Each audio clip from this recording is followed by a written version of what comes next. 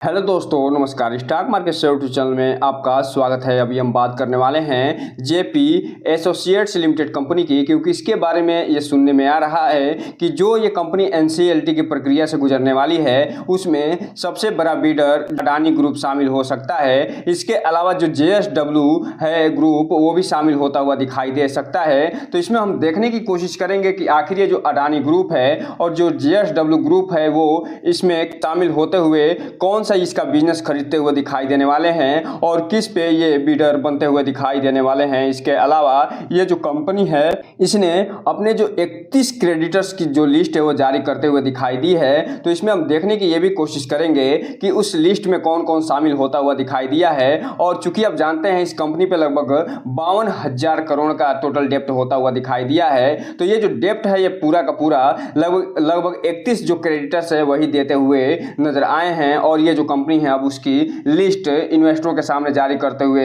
नजर आ रही है, एनसीएलटी के सामने जारी करते हुए नजर आ रही है। इसके अलावा इसमें इस वीडियो में हम ये भी देखने वाले हैं कि जो जेपी पावर लिमिटेड कंपनी है जो कि एनसीएलटी के प्रोसेस से गुजरते हुए तो नहीं दिखाई देने वाली है, लेकिन फिलहाल इसी ग्रुप की ये भी कंपनी है और इसके बारे में कुछ अपडेट निकल के सामने आते हुए दिखाई दिए हैं या नहीं। तो चलिए दोस्तों, बिना किसी देरी के वीडियो शुरू करते हैं। सबसे पहले बात करेंगे इसके चार्ट पैटर्न की। तो जैसे ही ये न्यूज निकल के सामने आई कि जो अडानी ग्रुप है और जो जेएसडब्ल्यू ग्रुप है, ये जो दोनों हैं फिलहाल इस कंपनी पे बिडिंग करते हुए दिखाई देने वाले हैं। उसके बाद यहाँ पे आप देख सकते हैं कि लगभग 5% का अपर सर्किट लगता हुआ दिखाई दे रहा है। और ये जो कंपनी लगातार गिरावट दिखा रही थी वो फिलहाल 10 रुपये 25 पैसे पे बंद होते हुए नजर आ रही है। वहीं अगर हम बात करें 5 दिन की चार्ट पैटर्न की, तो यहाँ पे आप देख रहे हैं लगभग 1% के आसपास गिरावट दिखाते हुए नजर आ रही है। वहीं एक महीने की अगर हम चार्ट पैटर्न की बात करें तो ये जो कंपनी है, जब से ये घोषणा की गई है कि ये जो कंपनी एनसीएलटी की प्रक्रिया से गुजरते हुए नजर आएगी, तब से ये कंपनी 30% की गिरावट दिखाते हुए नजर आ रही है। वहीं अगर हम बात करें 6 महीने की चार्ट पैटर्न की, तो 6 महीने में इस कंपनी ने अपने शेयर होल्डर के पैसे को आधा कर दिया है। जबकि बात करेंगे एयरटेल डेट की, तो फिलहाल 52% शेयर होल्डर के पैसे को कम करते हुए नजर आई है। वहीं अगर हम बात करेंगे 1 साल के चार्ट पैटर्न की, तो हालांकि इस कंपनी ने 1 साल में लगभग 30% के आसपास रिटर्न निकाल के दिया है। लेकिन जैसे ही इसका मैक्सिमम चार्ट पैटर्न आप देखेंगे तो आपको देखते ही समझ में आ जाएगा कि आखिर ये जो कंपनी है क्यों एनसीएलटी की प्रक्रिया से गुजरते हुए नजर आने वाली है। बात करें इसके अनाउंसमेंट या न्यूज़ की, तो यहाँ पे आप देख रहे हैं कि आज भी इसमें एक अनाउंसमेंट निकल के आता हुआ दिखाई दिया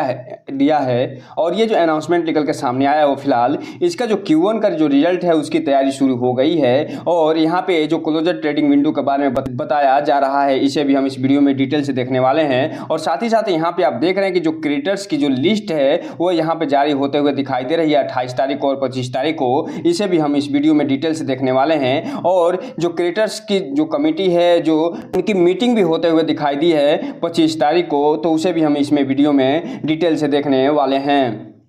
तो सबसे पहले अगर हम बात करें यहाँ पे ये जो कंपनी है अपना जो ट्रेडिंग विंडो है कब से क्लोज करते हुए दिखाई दे रही है और ये Q1 को जो लेकर तैयारी चल रही है उसके बारे में, तो यहाँ पे आप देख सकते हैं कि 1 जुलाई को फिलहाल ये अपना ट्रेडिंग विंडो क्लोज करते हुए दिखाई देगी। और ये जो ट्रेडिंग विंडो क्लोज करेगी वो न केवल प्रमोटर के लिए करेगी बल्कि प्रमोटर ग्रुप के लिए करते हुए दिखाई देगी। और साथ ही साथ जो कंपनी के कर्मचारी और अधिकारी होंगे उनके लिए ये ट्रेडिंग विंडो क्लोज करते हुए दिखाई देगी। और ये जो ट्रेडिंग विंडो है तब खुलता हुआ दिखाई देगा जब इसका Q1 का रिजल्ट निकल के सामने आ जाएगा उसके 48 घंटे बाद। इसलिए ये जो कंपनी है फिलहाल Q1 के जो रिजल्ट है उसकी तैयारी यहाँ पे शुरू करते हुए नजर आ रही है। बात करें अगले न्यूज़ की, तो यहाँ पे आप देख रहे हैं कि ये जो न्यूज़ है वो फिलहाल 28 तारीख को निकल के आती हुई दिखाई दे रही है। और इसके बारे में ये बताया जा रहा है कि जो लिस्ट ऑफ क्रिएटर्स है वो फिलहाल यहाँ पे फाइनलाइज करते हुए दिखाई दे रहे हैं। और जो इंटरिम रेजोल्यूशन जो प्रोफेशनल हैं वो उसके बारे में यहाँ बताते हुए नजर आ रहे हैं। और चलिए हम इसे पूरा डिटेल से देखने का प्रयास करते हैं कि आखिर इनके क्रिएटर्स में कौन कौन से शामिल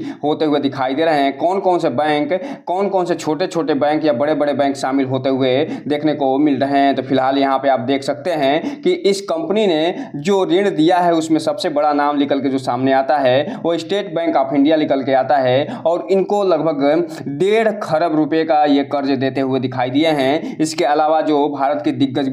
प्राइवेट बैंक है जिसका नाम ICICI बैंक है, वो भी इसके कर्जदार होता हुआ दिखाई दिया है। इसके अलावा जो IDBI बैंक है वो भी फिलहाल इसको कर्ज देता हुआ दिखाई दिया है। LIC ऑफ इंडिया है और एसेट केयर एंड रिकंस्ट्रक्शन जो एंटरप्रेन्योर लिमिटेड है वो भी इसको फिलहाल देता हुआ नजर आया है डेप्ट। साथ ही साथ जो कैनरा बैंक है, एक्सिस बैंक लिमिटेड है, बैंक ऑफ महाराष्ट्र है, ये सब इसको अपना फिलहाल डेप्ट देते हुए नजर आए हैं। साथ ही साथ यहाँ पे आगे आप देखते चले जाइए, इनकी लिस्ट बहुत लंबी है और इस लिस्ट में लगभग 31 बैंक शामिल होते हुए देखने को मिले हैं। वहीं अगले बैंक की अगर हम बात करें तो इसमें IFCI लिमिटेड है, यूको बैंक है, पंजाब नेशनल बैंक भी इसका जो फिलहाल क्रेडिटर होता हुआ दिखाई देता है। साथ ही साथ जो बैंक ऑफ न्यूयॉर्क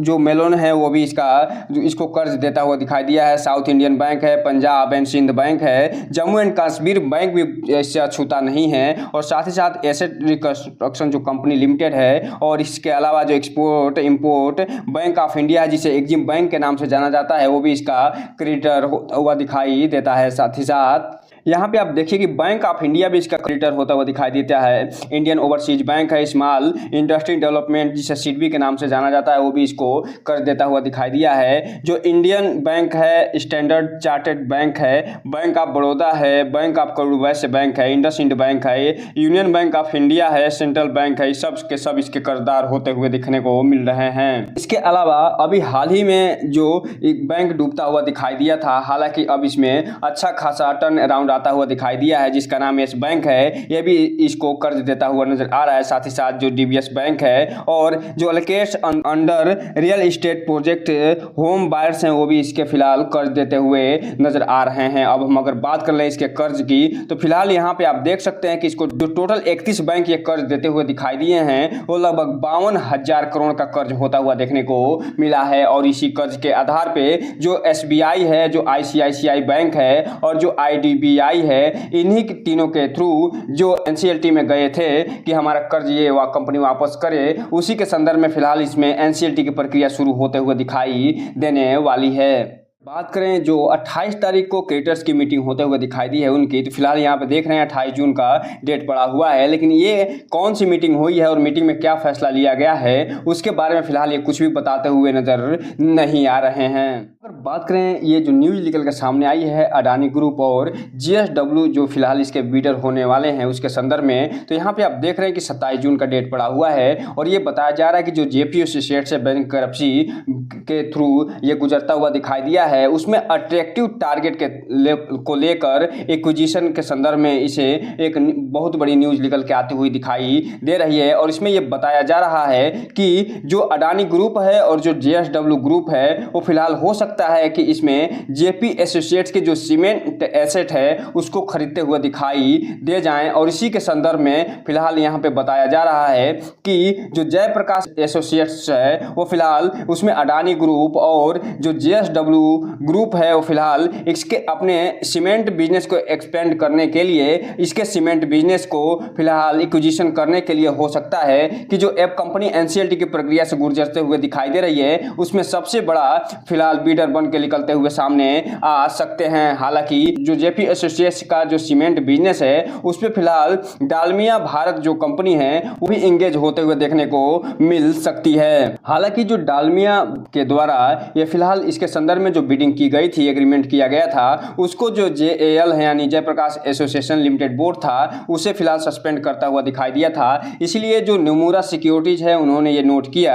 कि जो डालमिया भारत है वो फिलहाल हो सकता है कि जो है कंपटीशन में इंक्रीज करते हुए दिखाई दे जाए। और अडानी ग्रुप के अलावा ये JSW जो ग्रुप है वो फिलहाल इसके GL ग्रुप को खरीदते हुए दिखाई दें। हालांकि ये जो न्यूज निकल के सामने आई है वो फिलहाल सोर्सों के थ्रू निकल के आती हुई दिखाई दे रही है और आने वाले समय में हो सकता है कि ये बात भी गलत हो जाए, लेकिन ये कयास लगाए जा रहे हैं कि अडानी ग्रुप और JSW ग्रुप दोनों इसमें बिडिंग में अच्छी खासी भागीदारी निभा सकते हैं। हालांकि जो अडानी ग्रुप है और जो JSW ग्रुप है वो फिलहाल उसको एक ईमेल के थ्रू कांटेक्ट करने की कोशिश की गई थी और क्लियरिफिकेशन मांगने की कोशिश की गई थी, लेकिन फिलहाल अभी जेपी एसोसिएट्स के संदर्भ में अडानी ग्रुप और जेएसडब्ल्यू ग्रुप इसमें कोई भी रिस्पांस करते हुए नहीं दिखाई दिए हैं। अब ये देखना दिलचस्प रहेगा कि ये जो कंपनी है अडानी ग्रुप और जेएसडब्ल्यू ग्रुप, इसका रिस्पांस कब देते हुए दिखाई देती हैं, क्या इसे खरीदते हुए दिखाई देती हैं या नहीं। अगर इन दोनों में से, चाहे वो जेएसडब्ल्यू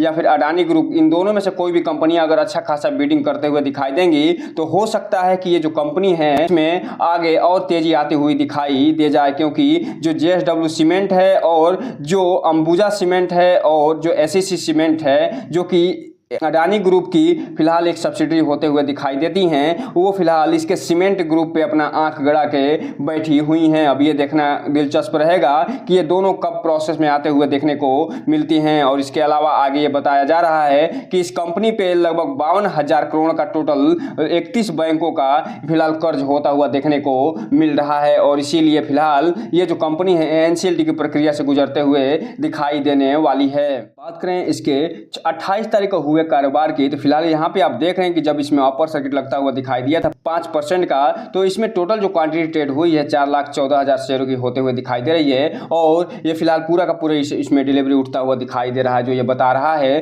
कि भले ये जो कंपनी है एनसीएलटी की प्रक्रिया से गुजरने वाली है, लेकिन फिर भी इसमें जो रिटेल इन्वेस्टर हैं, जो अदर इन्वेस्टर हैं, इसमें भर भर के माल उठाते हुए नजर आ रहे हैं। इसलिए जो भी रिटेल इन्वेस्टर हैं उनसे एक चीज कहना चाहेंगे कि ये जो कंपनी है फिलहाल एनसीएलटी की प्रक्रिया से गुजर रही है, इसलिए इसमें इससे दूर रहने में ही भलाई है, क्योंकि ये जो भी न्यूज़ें निकल के सामने आई हैं अडानी ग्रुप और जेएसडब्ल्यू ग्रुप से संबंधित, वो फिलहाल एक सोर्स के थ्रू निकल के आती हुई दिखाई दे रही है। इसके सही होने की संभावना और गलत होने की संभावना 50-50% समझ निकल के सामने आती हुई दिखाई देती है, इसलिए इस कंपनी से दूर रहने में ही सबसे ज़्यादा भलाई निकल के सामने आती है इसमें। हालांकि अगर आपको इन्वेस्टमेंट करना भी है तो आप अपने वित्तीय सलाहकार से संपर्क करने के बाद ही कोई भी इन्वेस्टमेंट करने का प्रयास करें, ताकि आपका पैसा और निवेश दोनों सुरक्षित रहे और साथ में आपका भविष्य भी। क्योंकि ये जो वीडियो है सिर्फ और सिर्फ आपको जानकारी देने के लिए है, आपको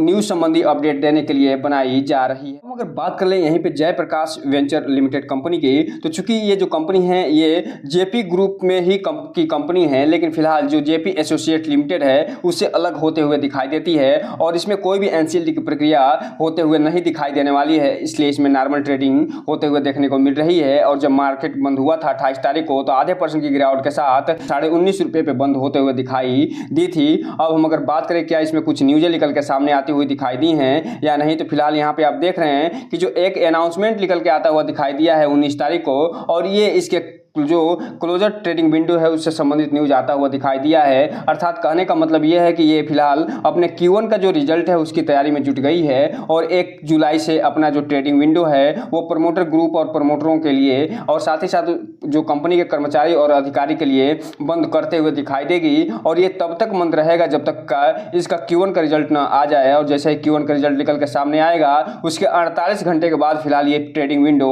फिर से उनके लिए खुलते हुए नजर आने वाली है। इसके अलावा इसमें कोई भी अदर न्यूज निकल के सामने आती हुई नहीं दिखाई दे रही है जिसे आपको बताया जा सके। इसके अलावा यहाँ पे अगर हम बात करें इसके डिलीवरी पोजीशन की, तो यहाँ पे आप देख रहे हैं 28 जून को जब मार्केट बंद हुआ है तो ये जो कंपनी है फिलहाल इसमें टोटल जो क्वांटिटी ट्रेड करते हुए दिखाई दे रही है वो 53 लाख शेयरों की टोटल क्वांटिटी ट्रेड हुई है, जिसमें से 28 लाख के आसपास डिलीवरी उठते हुए दिखाई दे रही है, जो ये बता रहा है कि ये जो कंपनी है इसमें भले ही 52 से 53 क्वांटिटी ट्रेड हो रही है, लेकिन जो डिलीवरी उठाई जा रही है वो मात्र और मात्र 50% के आसपास ये डिलीवरी उठाते हुए नज़र आ रहे हैं, जो ये बता रहे हैं कि इसमें जो ट्रेडर हैं और जो इन्वेस्टर हैं वो अपनी बराबर की हिस्सेदारी निभाते हुए नज़र आ रहे हैं। इसलिए जो भी रिटेल इन्वेस्टर हैं थोड़ा सा ध्यान से इसमें आगे बढ़ने की कोशिश करिएगा और जब भी इसमें इन्वेस्टमेंट करना हो तो अपने वित्तीय सलाहकार से संपर्क जरूर करिएगा, ताकि आपका पैसा और निवेश दोनों सुरक्षित रहे और साथ में आपका भविष्य भी। तो दोस्तों ये रहा आज का वीडियो। इस चैनल को लाइक करें, सब्सक्राइब करें और बेल आइकन हिट करना तो बिल्कुल ना भूलें, ताकि नई वीडियो के जो अपडेट से आपको ऐसे ही समय पे मिलता रहे। जय हिंद दोस्तों।